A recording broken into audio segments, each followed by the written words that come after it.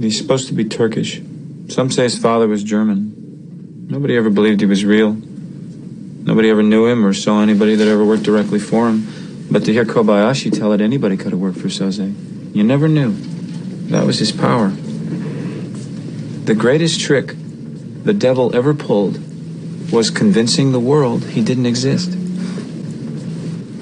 One story the guys told me, the story I believe, was from his days in Turkey. There was a gang of Hungarians that wanted their own mob. They realized that to be in power, you didn't need guns or money or even numbers. You just needed the will to do what the other guy wouldn't. After a while, they come into power and then they come after Soze. He was small time then, just running dope, they say.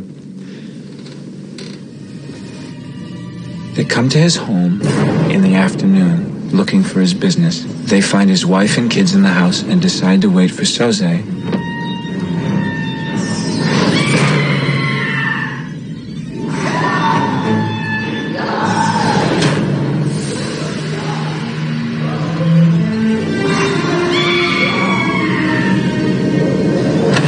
He comes home to find his wife raped and children screaming. The Hungarians knew Soze was tough, not to be trifled with, so they let him know they meant business. They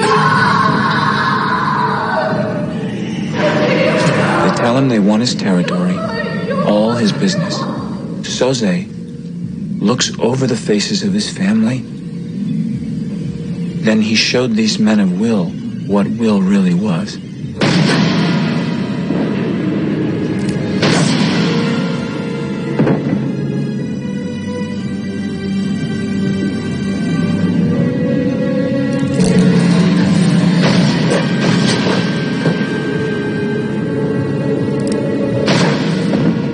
Him he would rather see his family dead than live another day after this. He lets the last Hungarian go. He waits until his wife and kids are in the ground, and then he goes after the rest of the mob. He kills their kids, he kills their wives, he kills their parents and their parents' friends. He burns down the houses they live in and the stores they work in. He kills people that owe them money. And like that, he's gone.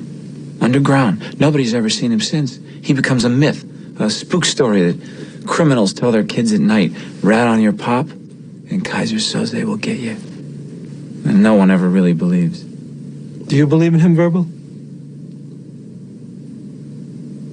Keaton always said, I don't believe in God, but I'm afraid of him. Well, I believe in God. And the only thing that scares me is Kaiser Soze.